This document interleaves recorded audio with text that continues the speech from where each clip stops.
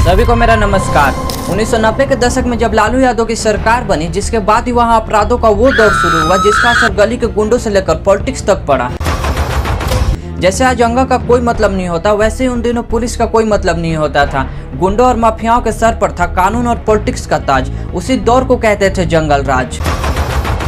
जैसे एक जंगल में कोई रूल नहीं होता, कोई कानून नहीं होता, वहाँ पर पावरफुल और ताकतवर जानवर अपने से कमजोर और लाचार जानवरों का शिकार करते हैं और सब अपनी मर्जी से जीते हैं। ठीक इसी तरह लालू यादव के शासनकाल में गुंडे, माफिया और किडनैपर्स बिना डर के अपनी मर्जी से कुछ भी करते थे। चोरी, मर्डर, रेप खुलेआम और बेखौफ होता था। हालात इतने खराब थे कि शाम होते ही लोग अपने दरवाजे बंद कर लेते थे। जैसे एक जंगल में अंधेरा होते ही सभी जानवर एक सुरक्षित स्थान ढूंढते हैं, वैसे ही बिहार के लोग अपनी सुरक्षा के लिए घरों में बंद हो जाते थे। माहौल इतना डरावना और असुरक्षित था कि लोग बिना मतलब के कहीं जाने से भी कतराते थे।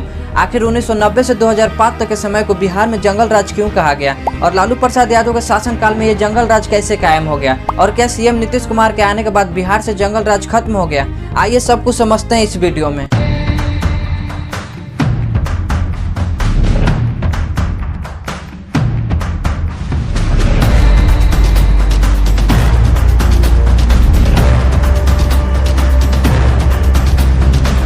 बहुत सारे जर्नलिस्ट जिन्होंने बिहार को बहुत ही एक्सटेंसिवली कवर किया है, सभी बताते हैं कि लालू प्रसाद यादव के शासनकाल में बिहार को गवर्नमेंट नहीं बल्कि गुंडे, माफिया और बाहुबली चलाते थे। 5 जनवरी 2003 का द इंडियन एक्सप्रेस का ये रिपोर्ट देखिए। जब पटना हाई कोर्ट के जज ने डीजीपी आर प्रसाद से पूछते हैं कि पटना में हो रहे अनऑथराइज कंस्ट्रक्शन के अगेंस्ट प्रशासन कोई एक्शन क्यों नहीं ले रही है, तब डीजीपी जज साहब को वो महाभारत की कहानी बताने लगते हैं, जब धृतराष्ट्र के सामने द्रौपदी का चिरहरण होता रहा और वो कुछ नहीं कर पाए। डीजीपी भी कहते हैं कि मैं भी धृतराष्ट्र की तरह असमर्थ हूँ अपने राज्य को बचाने में। मैं अपने आंखों के सामने बिहार की स्थिति देख रहा हूँ, लेकिन मैं कुछ नहीं कर सकता। इससे अब आप लोग सोच सकते हैं कि क्या स्थिति रही होगी उस समय बिहार की। यहाँ पर आपके मन में अब सवाल आ रहा होगा कि जंगल राज का कनेक्शन लालू यादव से क्यों जोड़ा जाता है। तो इसीलिए क्योंकि जितने भी बड़े बड़े गुंडे, माफिया, डॉन थे, सबका कनेक्शन कहीं ना कहीं लालू यादव की पार्टी आरजेडी से जुड़ा हुआ था, या फिर आरजेडी के सांसद और विधायक से, या फिर डायरेक्ट लालू यादव से ही। इसका जीता जागता सबूत है साधु यादव और सुभाष यादव। ये दोनों लालू यादव के साले थे जिनके ऊपर बहुत सारे क्रिमिनल केसेस थे, जैसे चोरी, डकैती, murder, kidnapping, sand mining, money laundering जैसे बड़े बड़े केसेस थे। 10 जून 2002 का ये रिपोर्ट देखिए। जब लालू यादव की बेटी का शादी था, उस दिन साधु यादव और उसके गुंडे पटना के एक कार शोरूम में जाकर तोड़फोड़ करते हैं और वहां से 50 से भी ज्यादा अनरजिस्टर्ड लग्जरी कार लेकर भाग जाते हैं, ताकि शादी में आए हुए वीआईपी गेस्ट और बारातियों को आराम से ले जाया जा सके। और हैरान कर देने वाली बात यह है कि पटना के कार शोरूम के वो जो मालिक थे, उन्होंने केस भी नहीं किया, क्योंकि उन्हें पता था केस करके कोई फायदा नहीं होने वाला है। और बात अगर जंगल राज की हो ही रही है तो हम उसको कैसे भूल सकते हैं, जो कुछ लोगों के लिए भगवान, मसीहा और समाज सेवी था, तो कुछ लोगों के लिए निर्दयी, माफिया, डॉन, गुंडा, बिगेस्ट बाहुबली क्रिमिनल था। हम बात कर रहे हैं मोहम्मद शहाबुद्दीन का, जो लालू यादव का सबसे खास प्रिय मित्र था, या ये भी कह सकते हैं कि दोनों के बीच बड़े और छोटे भाई का रिश्ता था। शहाबुद्दीन का इतना दबदबा था कि उसके खिलाफ कोई जाने से पहले 1000 बार सोचेगा। शहाबुद्दीन के खिलाफ 40 से भी ज्यादा क्रिमिनल केसेस थे, जिसमें हत्या, अपहरण, जबरन वसूली और पाकिस्तानी आतंकवादी से कनेक्शन जैसे बड़े बड़े मामले थे। इसके खिलाफ कुछ ऐसे भी केसेस थे जिसको सुनकर आपकी रूह कांप जाएगी।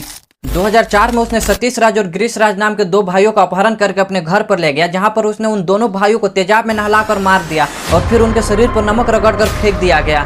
इतना ही नहीं, जब उसके तीसरे भाई ने शहाबुद्दीन के खिलाफ कोर्ट में गवाही देने की बात किया तो उसे भी गोली मारकर हत्या कर दिया गया। दोनों छोटे बेटे गिरीश और सतीश अपनी अपनी दुकानों पर बैठे थे, तभी शहाबुद्दीन के लोग रंगदारी के लिए पहुंचे और मारपीट करने के बाद दोनों को उठाकर ले गए। शहाबुद्दीन ने गिरीश और सतीश को तेजाब से नहलाया, उसके बाद उनके शरीर को टुकड़े टुकड़े कर उस पर नमक रगड़ दिया। 2 बच्चों को तो तेजाब से जला कर नहवा दिया, उसके बाद मार दिया। हम भाया कि हम लोग कैसे जिएंगे, कैसे क्या करेंगे, कोई समझ। हम लोग का दूसरा कहीं ठिकाना है नहीं कि हम लोग कहीं जाए। सुनकर कहा हमारा हालत खराब है, तबीयत खराब है, इनके वही हालत, कौन जाएगा, किस सब जाएंगे, पैसा रुपया का भी वही हालत, कैसे हम लोग। इलेक्शन में शहाबुद्दीन को अपने समुदाय के लोगों से फुल सपोर्ट मिलता था। उसी राजनीतिक स्वार्थ के लिए लालू यादव ने उसको पूरी छूट दे रखी थी। एक बार 2003 में डीजीपी डीपी ओझा ने शहाबुद्दीन के खिलाफ एक रिपोर्ट तैयार किए थे, जिसमें उन्होंने बताया था कि शहाबुद्दीन का कनेक्शन आईएसआई आतंकवादियों के साथ है। और छापेमारी में शहाबुद्दीन के घर से उन्होंने पाकिस्तान में बने AK-47 राइफल, ग्रेनेड और अन्य हथियार भी बरामद किए। लेकिन डीजीपी को क्या पता था कि शहाबुद्दीन के खिलाफ एक्शन लेना उन्हें कितना भारी पड़ेगा। बस कुछ दिनों के बाद ही उनको अपने पद से हटा दिया जाता है। मतलब ससुराल में जितना दामाद को छूट नहीं दिया जाता, प्यार अधिकार नहीं दिया जाता, उससे ज्यादा लालू यादव के शासनकाल में गुंडे और माफियाओं को दिया गया था। जर्नलिस्ट एनआर मोहंती और मनमोहन चौधरी बताते हैं कि किसी केस में एक बार शहाबुद्दीन जेल गया था। उस टाइम ये दोनों रिपोर्टर जाते हैं उसका इंटरव्यू लेने, तो वो लोग देखते हैं कि शहाबुद्दीन के गुंडे और पुलिसकर्मी नीचे बैठे हुए थे और शहाबुद्दीन जेल सुप्रिंटेंडेंट के चेयर पर बैठा हुआ था। सोचिए ये हालात थी हमारे बिहार की। लेकिन अब आपके मन में एक सवाल आ रहा होगा कि 2005 में नीतीश कुमार के सीएम बनने के बाद बिहार में जंगल राज खत्म हो गया। आइए देखते हैं। 2005 में जब नीतीश कुमार बिहार के सीएम बने तो उन्होंने बिहार के लोगों से ये वादा किया कि हम बिहार से जंगल राज को उखाड़ फेंकेंगे और बिहार को एक विकास के राह पर ले जाएंगे। जिसके बाद अपने वादा को पूरा करने के लिए उन्होंने काम भी करना शुरू कर दिया। उन्होंने पुलिस व्यवस्था में बहुत सारे सुधार किए, जैसे अवैध हथियारों पर प्रतिबंध लगा दिया, पुलिस भर्ती में वृद्धि किए, अपराध और हाई प्रोफाइल केसेस से निपटने के लिए स्पेशल पुलिस फोर्स का गठन किया, फास्ट ट्रैक कोर्ट के थ्रू बहुत सारे क्रिमिनल्स को जेल भेजा गया, जिसमें कई बड़े माफिया भी थे जैसे मोहम्मद शहाबुद्दीन, अनंत सिंह, राजा यादव, राजन तिवारी। मतलब एक तरह से कह सकते हैं कि सीएम नीतीश कुमार ने बिहार से जंगल राज को धीरे धीरे कम करने की कोशिश की है और बिहार की लॉ एंड ऑर्डर में बहुत सारे इंप्रूवमेंट लाए। लेकिन बिहार से जंगल राज पूरी तरह से खत्म हो गया ये कहना गलत होगा, क्योंकि पिछले कुछ सालों का क्राइम्स देखकर ऐसा लग रहा है जैसे बिहार में जंगल राज 2.0 की शुरुआत हो रही है। दरभंगा में प्रीतम सैनी की हत्या कर दी गई है। बड़ी जानकारी, मुकेश सैनी के पिता की हत्या की दरभंगा में। बिहार के सिवान में बदमाशों ने एक बीजेपी नेता को दिन दहाड़े गोलियों से छलनी कर दी। और एक बड़ी खबर आपको बता दें, बिहार के मुजफ्फरपुर में बालिका गृह जैसे कांड एक बार फिर से सामने आया है। यहाँ नौकरी देने के नाम पर 100 से ज्यादा लड़कियों का यौन शोषण करने वाले का कसम। सुबह की पहली बड़ी खबर, बिहार में आदित्य हत्याकांड का मामला अभी शांत भी नहीं हुआ था कि बिहार के सिवान से एक और हत्याकांड की खबर से हड़कंप मच गया है। बिहार के सिवान में शुक्रवार को एक सीनियर जर्नलिस्ट राजदेव रंजन का मर्डर कर दिया गया। बिहार के समस्तीपुर जिले से हैरान कर देने वाला एक वीडियो सामने आया जिसमें एक आदमी सड़क पर सरेआम गोलियां बरसाता दिखाई दिया। बिहार के मुजफ्फरपुर में 9 साल की मासूम बच्ची के बलात्कार के बाद हत्या कर दी गई है। बच्ची का शव मक्के के खेत से बरामद किया गया है।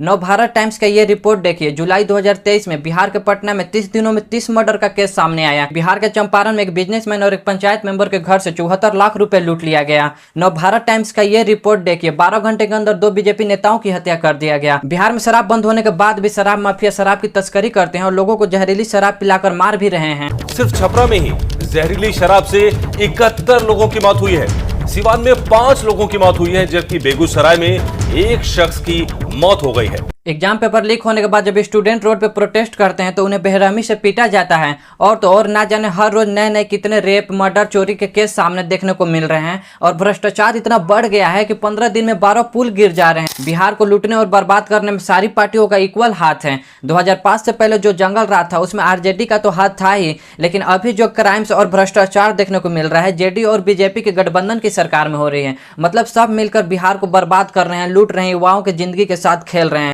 मेरा ये वीडियो बनाने का उद्देश्य किसी पार्टी या सरकार को बदनाम करना नहीं, बल्कि उनको ये संदेश देना है कि बिहार में बढ़ रहे क्राइम्स और भ्रष्टाचार को रोकने पर उन्हें ध्यान देना चाहिए। बिहार को एक ऐसे प्रशासन की जरूरत है जो वास्तव में अपराध को जड़ से उखाड़ फेंके और लोगों को एक शांति भरी जिंदगी जीने दें। यह एक राजनीतिक चुनौती नहीं बल्कि एक सामाजिक दायित्व भी है। अंत में बिहार के लोगों से एक बात कहना चाहूंगा, 2025 में बिहार विधानसभा इलेक्शन होने वाला है। अपना वोट जाति के नाम पर ना देकर इन सब मुद्दों पर दीजिएगा। बाकी इस वीडियो को अपने व्हाट्सएप ग्रुप में ज़्यादा से ज़्यादा शेयर कीजिए ताकि सभी लोग को जंगल राज के बारे में पता चल सके। वीडियो पूरा देखने के लिए बहुत बहुत धन्यवाद।